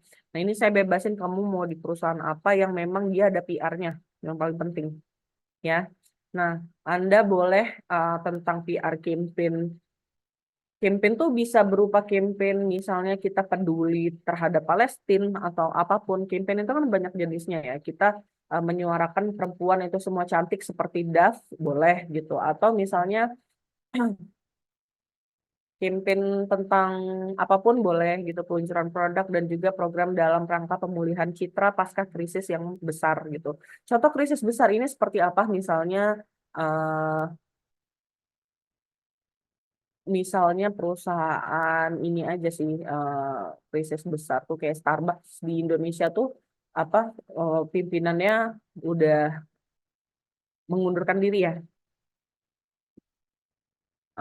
Oke, mengundurkan diri karena omsetnya jatuh ya sampai akhirnya dia mengundurkan diri. Itu kan sebetulnya sudah tanda-tanda krisis ya meskipun kita tahu Starbucks itu besar gitu. Nah, boleh apa aja gitu. Kalau misalnya berkaca dari kasusnya yang Balenciaga di mana dia menggunakan uh, model anak perempuan tapi dengan tema BDSM yang ada atribut seksual kayak itu kan tidak cocok untuk PR campaign gitu sebenarnya. Tapi karena PR-nya bilang itu adalah sebuah hal yang lumrah, jadi ya itu menjadikan si Balenciaga ini krisis sampai akhirnya menimbulkan boykot Balenciaga gitu ya. Apa sampai semua yang pecinta luxury brand itu membakar semua tas, coat dan semuanya itu dibakar. Karena ya itu tadi dia menerapkan PR campaign dengan tema BDSM. Nah, ini bebas mau apa aja, jadi silahkan Anda diskusikan. Terus bikin secara kelompok dalam bentuk PowerPoint ya. Terserah ini mau di offline kan atau di online kan. Kalau online silakan Anda bikin video presentasi semenarik mungkin ya, bukan Anda kumpul di sekolah di kelas. Tapi ya sekreatif aja sih sebenarnya. Atau kalau misalnya memang mau di offline kan ya boleh juga. Karena sebelumnya saya selalu offline sih kalau UTS yang ini ya. Jadi maksimal presentasi itu karena ada 8 jadi 10 menit maksimal 10 menit diusahakan gitu ya. Karena tidak ada sesi Q&A di sini karena ini benar-benar murni penilaian akhir. Saya pun juga tidak berkomentar. Tapi kalau memang dirasa perlu berkomentar, saya akan kasih komen gitu. Apa aja PPT-nya terdiri dari ada 14 slide. Di mana slide pertama ini cover menggunakan nama program PR yang kalian jalankan. Kayak misalnya PR-nya Unlearn, gerakan 1000 jalan, 1000 langkah misalnya. Itu adalah nama program PR-nya gitu. Gambarnya apa misalnya, itu silakan Anda yang atur, Anda yang edit atau mau yang sudah jadi juga nggak apa-apa terus dianalisis ya kalau bisa sih kalian yang kreatif untuk membuat program ya gitu. Nah, gambar perusahaan ataupun produk dengan nama anggota tim. Yang slide kedua, profil singkat perusahaan ya dibikin-bikin baiklah ya. Nah, latar belakang kenapa bikin program PR ini? Latar belakangnya apa? Ini harus ada dasain, maksudnya tuh apa masalah yang ada dan apa realitanya gitu dan apa yang diharapkan gitu. Jadi itu kenapa dibikin misalnya kita Free Palestine misalnya ya karena sekarang tuh kondisinya lagi tidak aman di situ gitu misalnya. Dan apa ya krisis kemanusiaan segala macam itu boleh. Ya sekreatif lah dibikin latar belakang. Kemudian SWOT analisis artinya Anda dalam membuat program ini harus menganalisis SWOT. Apa kekuatan dari program yang akan kalian jalankan, apa kesempatannya, apa ancaman dan juga keuntungannya. Semuanya harus ada. Kalau SWOT analisis itu nanti dibikinnya ya table aja ya, table 4 kotak, dibikin strength-nya apa, opportunities-nya apa, weakness-nya apa. Kan kalau SWOT analisis itu kan dalam bentuk table ya, table 4 gitu ya. Nah, itu dibikin aja. Nah, kemudian slide kelima itu berisi tentang informasi dan uraian penting tentang rencana program yang tim Anda buat. Lampirkan foto pendukung untuk memperkuat argumen. Misalnya produk baru. Jelasin, ini nih apa keunggulannya. Misalnya Lux Creme mengeluarkan highlighter stick yang terbaru gitu misalnya. Apa sih keunggulan dari ini? Misalnya gampang di blend di atas wajah yang sudah pakai finishing powder misalnya. Padahal biasanya kan kalau stick highlighter itu harus apa misalnya sebelum ditutup pakai bedak apa misalnya. Nah, itu sekreatif Anda harus jelaskan apa keunggulannya kalau misalnya memang ini termasuk ke dalam pemulihan citra, jelaskan kebaruan dari produk atau barang dan jasa ini untuk melakukan rebranding. Kayak contoh kasusnya adalah Tylenol yang sempat banyak korban meninggal gara-gara konsumsi painkiller itu. Terus akhirnya dia melakukan rebranding dengan meluncurkan produk baru yang memang ada satu keunikan yang belum dimiliki oleh painkiller lainnya. Itu ada di kasus Tylenol, Anda bisa baca gitu. Slide ke-6, objektif atau tujuan dari program PR itu secara nyata. Target audiensnya siapa? Mulai dari konsumen, mulai dari apakah ada keterlibatan dari pemerintah di situ, siapa media yang akan kita undang nantinya gitu. Jadi jelas tujuannya gitu ya. Jelasnya itu seperti apa ya? Misalnya ingin apa misalnya. Visi misinya apa. Nah, terus bagaimana cara kita menerapkan program ini, objektifnya apa, tujuannya apa gitu. Kemudian message and strategy. Jadi pesan yang disampaikan tentang program tersebut seperti jargon atau slogan dalam sebagai bentuk visi, misi, dan tujuan serta bagaimana mengimplementasikan dan untuk mencapai tersebut. Nah, jadi silakan Anda baca materi yang sudah dipresentasikan oleh temannya, terutama di kelompok 5 ya tadi ya. Nah, jadi silakan dibaca kembali taktik ketika kita sudah menyusun strategi atau goals-nya nanti apa gitu ya, objektifnya apa. Pasti kita punya langkah-langkah atau taktik yang harus kita lakukan. Misalnya kita ingin terkenal, terus langkah-langkahnya apa, taktiknya apa sih? Satu, misalnya kita bikin konten secara rutin. Kita followersnya harus banyak. Cara untuk mendapatkan followers itu seperti apa? Apa yang harus dilakukan gitu. Berarti kita sering menggunakan tanda pagar lah, apalah segala macam. Nah itu semua taktiknya. Jadi taktik itu langkah kita untuk mewujudkan strategi yang sudah kita susun. Apa saja langkahnya gitu. Timeline ini harus jelas. Biasanya timeline dalam pembentukan PR campaign itu 1 tahun ya. 1-2 tahun ini bisa. Jadi tahun ini adalah perencanaan proposal, tahun kedua ini kita sponsorship, bulan ketiga ini kita misalnya mulai melakukan campaign, atau misalnya kita sudah mulai gitu, bulan keberapa mulai melakukan campaign, dan bagaimana evaluasinya, apa feedbacknya di akhir gitu, di tahun terakhir tuh biasanya kita masuk ke tahap evaluasi.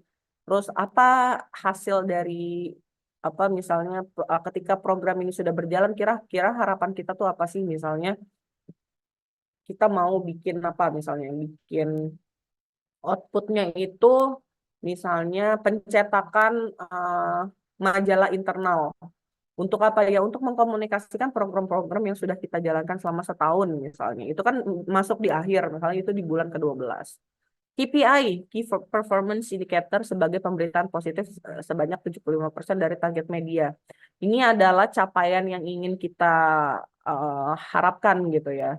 Harapannya adalah pembuatan pemberitaan positifnya sebanyak 75% dari target media. Nah, makanya target media tadi kan di sini ada ya, di poin ke-6 ya. Siapa sih target audiensnya? Medianya ada berapa? Media cetak, online, terus media TV atau radio gitu. Itu kita harus realistis sih mikirnya gitu.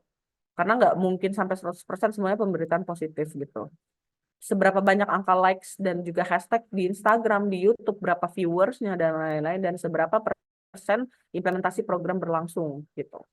Media target baik online, media cetak, dan elektronik ini di poin 11 ya. Kalau di sini kan target audiens yang poin 6 itu lebih secara umum siapa aja gitu. Apakah kolega kah, investor kah, apakah kita ada misalnya untuk launcher produk tuh biasanya kita ada produsen ya, produsennya gimana gitu. Itu semua harus ada. Poin ke-12 budgeting, ya realistis. Kalau misalnya Nike nggak mungkin 100 juta, 200 juta, pasti miliaran. Ya nggak? Miliaran dana yang digunakan itu biasanya habis untuk apa aja misalnya. Tapi ini sebagai formalitas saja budgeting, karena kan kita di luar itu ya, di luar kemampuan juga. Rangkaian event yang akan dilaksanakan, tempatnya kapan, di mana gitu, kapan akan dilakukan, dan siapa yang akan menjadi influencer ataupun ambassador dalam produk kita. Dan ini diusahakan tetap dalam 1, tapi kalau memang terpaksa banyak ya boleh lebih dari 1 slide. Terus closing, udah itu aja. Kira-kira, nah ini kalau mau presentasi, bikin video, ini formatnya. Tapi nanti kalau misalnya ini kesepakatan aja, nanti bisa diobrolin apakah mau offline ataupun online gitu ya. Sampai sini ada yang mau ditanyain terkait UTS? Deadline-nya minggu depan, hari Jumat ya. Jadi, nah, saya nggak tahu karena minggu depan ini kan UTS. Kita biasanya UTS ini lebih singkat jam kuliahnya. Ada yang mau ditanyain nggak terkait UTS? Jadi Anda betul-betul mengerjakan, ya bikin PR campaign secara berkelompok gitu. Jadi kemarin itu kalau di tahun lalu tuh kayak kelompoknya si Anton sama Amel, dia mengkolaborasikan antara Oreo dengan sari roti gitu. Dan itu memang dia ngedesain sendiri gitu, makanya nilainya bagus kemarin. Jadi dia mengkolaborasikan antara Oreo dan sari roti sandwich itu jadi kemasan yang menarik, dan brand ambasadornya tuh siapa misalnya. Nah itu kan adalah sebuah PR campaign, tujuannya apa gitu. Ternyata target audiens mereka tuh rata-rata anak-anak yang memang masih tumbuh kembang, yang membutuhkan tumbuh kembangnya karena latar belakangnya adalah banyak anak-anak yang misalnya gizi yang buruk, misalnya kan stunting kan menjadi masalah masih menjadi masalah yang krusial ya di Indonesia gitu. Artinya apa? Nah, dia mengkaitkannya sama itu. Nah, kira-kira di sini ada yang mau ditanyain nggak?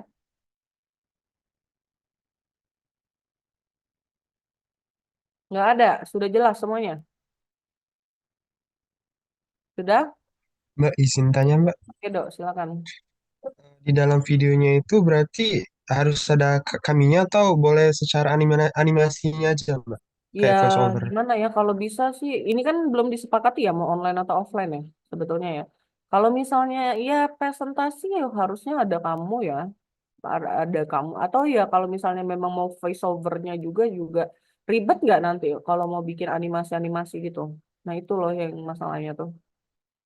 Kalaupun memang mau presentasi di kelas juga nggak apa-apa sih sebetulnya. Ada juga yang kemarin mau dari Zoom gitu. Cuman saya tuh lebih enak offline gitu. Nah, cuman karena kita kepotong sama puasa ini sih maksudnya tuh. Jadi jam 3 tuh kita udah harus kelar.